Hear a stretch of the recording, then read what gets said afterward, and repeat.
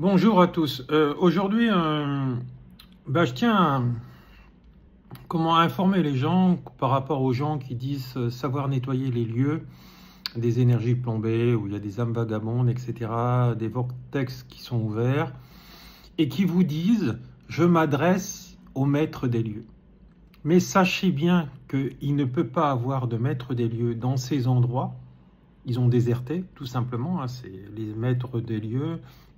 Le maître des lieux, plutôt, c'est un esprit du monde de la Terre, donc un troll en général. Donc, alors bien sûr, ça a été mis par les cartésiens sur les mythes et les légendes, mais sachez que ça existe réellement, puisque moi, quand je suis en état de conscience modifié, je me dis pas, je me mets en état de conscience modifié comme ça. J'explique comment je fais. Moi, je le fais au tambour, notamment. Après, j'ai aussi les particularités de médium que j'ai eues bien avant tout ça, depuis ma naissance. Et donc, en fait, je le vois ou je le vois pas. Sachez que quand il y a des âmes errantes, des portails qui sont ouverts, etc., et des entités du bas astral qui foutent un peu le bazar partout, des bruits, des chuchotements, la nuit, des choses qui bougent, etc., il n'y a pas de maître des lieux. Alors, quelqu'un qui vous dit je m'adresse au maître des lieux et qu'il y a le bordel chez vous, déjà c'est un escroc, sachez-le. En fait, c'est peut-être, le mot est peut-être fort, mais c'est quelqu'un qui n'est pas expérimenté dans la pratique, parce qu'il faut vraiment être expérimenté, hein. Alors, ce qu'on ne vous dit pas, c'est que quand on retire de la magie noire, parce que moi je le fais, et ça va faire très longtemps que je le fais, moi c'est venu comme ça, c'est une particularité qui m'est tombée dessus. Et lors de stages chamaniques, notamment à Sifour et à d'autres endroits, notamment à Paris, etc., je me suis disons, pas amusé, mais je me suis mis à faire des désenvoûtements comme ça. Parce qu'en fait, mon âme a été déjà programmée par rapport à ça. Et après, bien sûr, je suis rentré dans des protocoles d'apprentissage avec des gens sérieux. Alors, bien sûr, je me suis fait escroquer aussi par des gens qui n'étaient pas sérieux et qui se disaient chaman, etc. Parce que là, je peux vous dire que sur la toile, 99% des personnes qui se prétendent chaman n'y sont pas. Alors, je sais que je suis hard là-dedans, souvent on me le dit. Mais pour moi, le niveau de compétence, il est hyper important. Donc, souvent, on me dit que je suis un peu sévère. Non, j'y suis pas. Je suis rigoureux dans ma pratique. Et il y a beaucoup de gens qui s'approvisent guérisseurs, parce que maintenant, c'est un terme qui est à la mode pour tout le monde. Mais ils ne savent pas ce qui les attend. Alors, notamment, c'est-à-dire, par exemple, quand vous retirez une entité du bas astral, vous êtes sur un stage en enseignement, et que, par exemple, vous voyez que vous chopez une entité du bas astral qui était sur une de vos élèves et qui vient sur vous, sachez qu'il faut savoir déjà la retirer. Alors, il existe différentes entités comme différentes âmes qui sont hyper puissantes. D'accord? Donc, sur le plan terrestre, nous ne sommes pas tous égaux, aussi bien dans la pratique que dans l'énergie. Il existe des guérisseurs, mais qui dépassent l'entendement. Moi, j'en ai vu au Brésil notamment. Voilà. Où, pour moi, ça relève du miracle, hein. Attention, c'est que ma parole, c'est mon ressenti, mais souvent, je peux vous dire que dans mes ressentis, je me trompe rarement. Alors, quand vous retirez la magie noire, alors bien sûr, il faut rentrer en apprentissage parce que ça ne tombe pas du ciel, hein. Même si on a des prérequis, on sait faire des trucs comme ça, par exemple, innés, on va appeler ça comme ça. Pour moi, il faut être guidé par quelqu'un de sérieux, comme dans le chamanisme, hein, parce qu'à l'heure actuelle, je te mets des fleurs par-ci, je te mets des bougies par-là, des pétales là, et puis ça y est, je suis chaman. Maintenant, c'est ça sur la toile. Bon, après, il y a des gens qui se disent pas chaman, qui disent arriver à faire passer des entités, etc. Alors, les entités les plus simples, je dirais que quasiment tout le monde est capable de les faire partir, hein, avec un peu de sauge, etc., une prière, etc. Ça, c'est basique. C'est basique. Si on veut, on peut. Là, ok, je suis d'accord. Mais quand il y a des âmes démoniaques, comme un peu dans le film L'Exorciste, je peux vous dire que ça arrive parce que ça m'est déjà arrivé à les enlever sur les gens. Alors, il faut savoir que... Alors ça, c'est un niveau de compétence et de pratique qu'on apprend avec le temps. Mais pour moi, tout le monde n'y a pas accès. Parce que c'est un plan divin. C'est-à-dire, c'est une mission d'incarnation qui est programmée par la source et par nous-mêmes. Et au cycle des incarnations, on se renforce et on devient de plus en plus costaud, etc. Jusqu'à, on va dire, être au-dessus du lot. Sans avoir de notion d'ego, attention. Si vous percevez mes dires pour de l'ego, c'est que vous-même, vous êtes en vibration et en miroir avec ça. Oui, il existe des gens plus forts que d'autres. C'est un fait, c'est un fait. Hein, moi, j'ai vu des guérisons miraculeuses, des gens marcher après avoir été paralysés. Je l'ai vu au Brésil. Donc, je ne peux pas vous dire que ça n'existe pas. Voilà, donc il faut appeler un chat, comme on dit en expression française. Hein. Ça, c'est pour les Québécois qui me suivent. Mais voilà. Alors, quand vous retirez une entité du bas astral, si vous avez une larve, il y a des larves, etc., sur votre clientèle, sur vos consultants, etc., ça, je veux dire, si vous êtes un peu formé, vous y arrivez. Mais si vous avez une âme démoniaque qui prend possession de la personne, je parle de possession, là, je peux te dire que si tu es un énergéticien lambda, va voir si tu vas arriver à l'enlever. Parce qu'il y a de très grandes chances que tu vas te la choper aussi. Donc, je ne dis pas ça pour vous faire peur, parce qu'actuellement, il y a de tout et de n'importe quoi. C'est pas parce que, comme on dit une expression française, le sucre se fait passer pour du sel qu'il en est. Donc, entre ce qu'on dit et ce qu'on fait, souvent, il y a un désalignement. Alors, oui, je veux dire, quand souvent, il y a des gens il y a des gens qui vont vous dire, moi j'avais une dame qui m'avait accompagné depuis un temps, elle m'a dit, mais Laurent, les dépossessions, c'est pas possible de les faire, on n'y arrive pas, ceci, cela. Ben moi j'y arrive. Alors je sais qu'il y a d'autres personnes qui peuvent y arriver, mais je peux vous dire qu'elles sont très rares. Notamment les prêtres, certains prêtres exorcistes, oui, certains y arrivent. Il y a même des prêtres qui ont peur, hein. Moi j'en ai rencontré, ils m'ont dit, mais comment Laurent, t'arrives à faire ça? Ben, je dis, je pense que c'est une mission de Dieu, tout simplement. Et forcément, on n'a pas tous les mêmes guides spirituels autour de nous. On a des guides, oui, familiaux, etc. Mais certaines personnes, des élus, on va les appeler comme ça, un peu comme Jésus ou d'autres personnes, là, ils ont des niveaux de ce qu'on appelle des esprits supérieurs, où ils ne peuvent pas faire n'importe quoi, hein, je peux vous le dire. Voilà. Souvent, en fait, ces personnes-là, comme moi, par exemple, moi, je prie tous les jours. Mais vous voyez, moi, j'ai une connexion avec le divin par rapport à tout ça. Mais je suis aussi chaman. Et il y a une relation de cause à effet avec tout ceci. Parce que moi, je crois aux esprits de toutes sortes. Du plus haut au plus bas. Et je sais très bien qu'en fait, ce n'est pas des personnes méchantes. C'est des personnes non spirituelles, les personnes en basse fréquence, ce qu'on appelle les entités du bas astral, les larves, etc. C'est des gens inconscients de ce qu'ils font parce qu'ils ne comprennent pas que même sur le plan astral, et s'ils emmerdent, excusez-moi pour le mot, les vivants, eh ben, leur karma va être impacté aussi. Même s'ils sont déjà morts, hein, je peux vous dire qu'ils alourdissent la dette.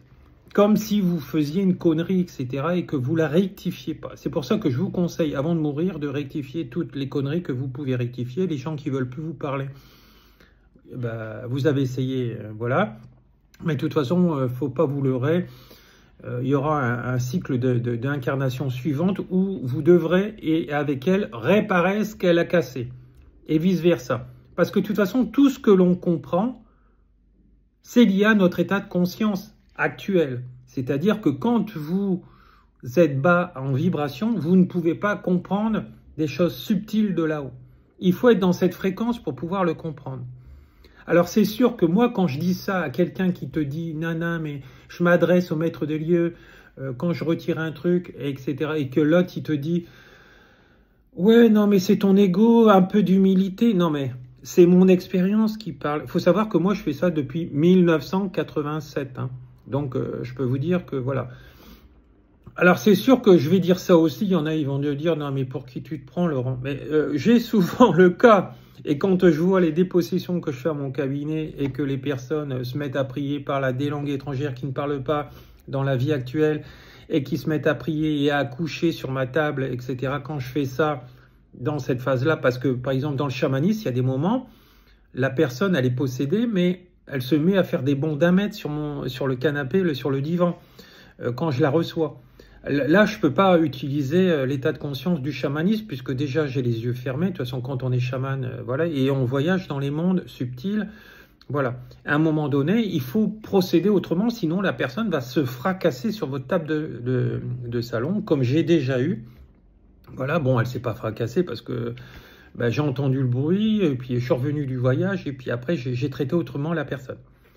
Donc, il faut s'adapter par rapport à la situation. Mais voilà, c'est pour ça que les discours des gens, c'est un peu comme Natacha Calestrémé, que tout le monde connaît, que tout le monde adore, que tout le monde idolâtre. Quand elle vous dit qu'un maître des lieux, il y a des maîtres des lieux partout, c'est faux.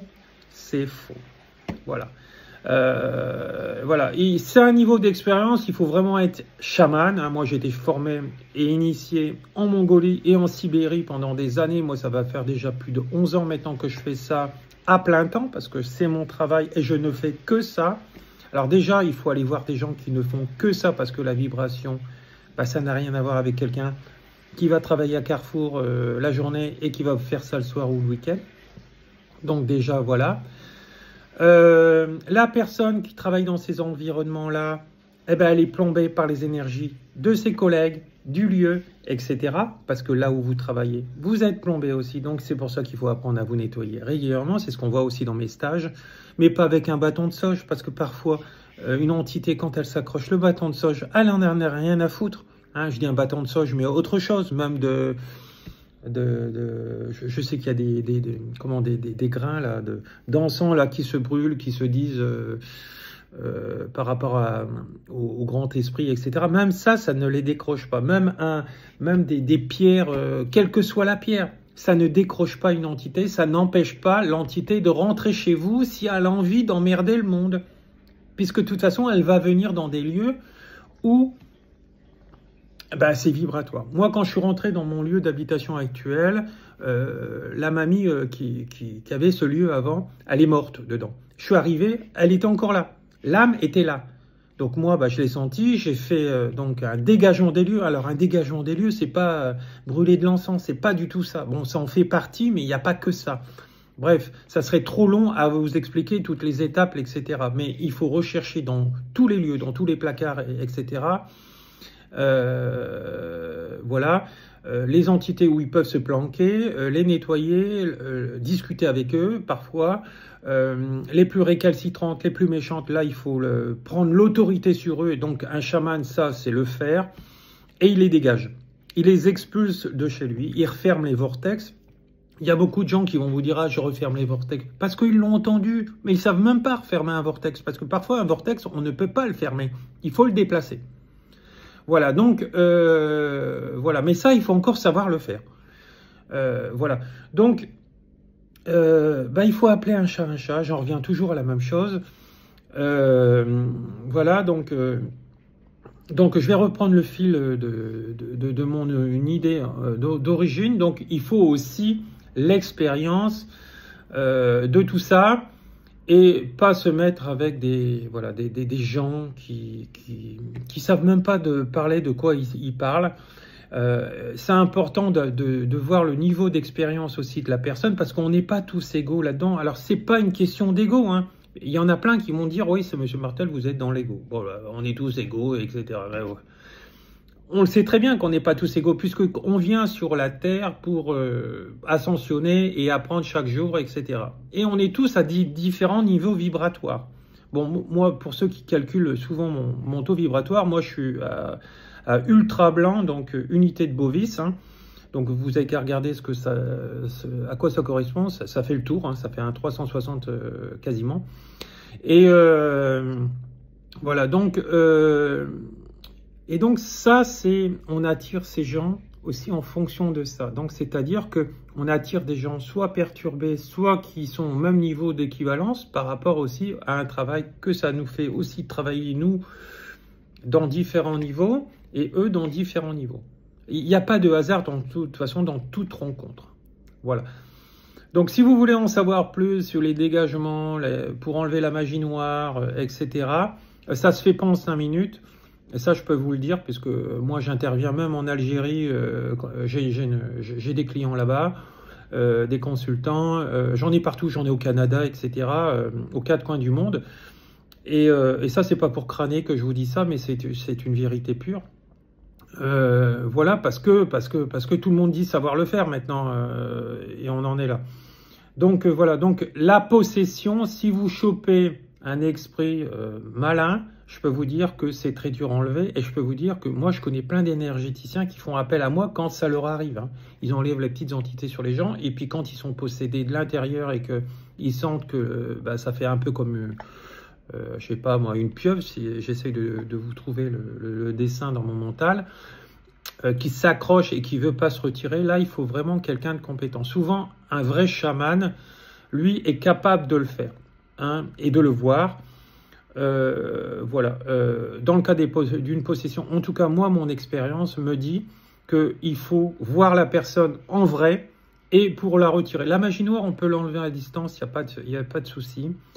Mais il faut savoir que tous ces entités-là, à ces niveaux-là qui sont très hauts, aussi, je veux dire, en niveau méchanceté et d'expérience, parce qu'ils sont restés aussi notamment longtemps sur le plan terrestre, sont capables de faire des dégâts, et l'ombre et la lumière existent réellement, hein, parce que moi, c'est quelque chose que je fais à 100% de mon temps de travail.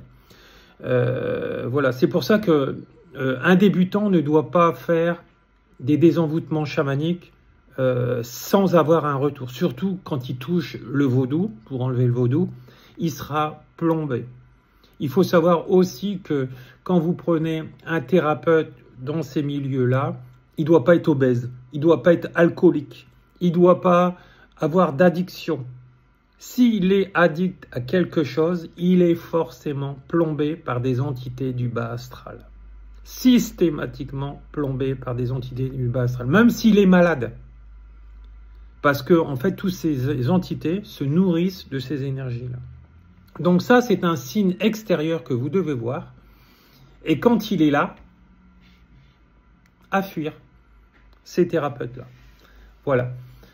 Même s'ils ont des particularités de guérison dans d'autres choses, sachez qu'ils peuvent plus vous plomber que vous guérir. Voilà. N'hésitez pas à liker, à partager cette vidéo. Et à me dire qu'est-ce que vous en pensez. Voilà, je suis prêt à discuter avec vous, à vous faire comprendre les choses et vous donner d'autres éléments que j'ai pas pensé à dire dans cette vidéo. Voilà, je vous remercie à tous. Au revoir, bonne journée, beaucoup d'amour.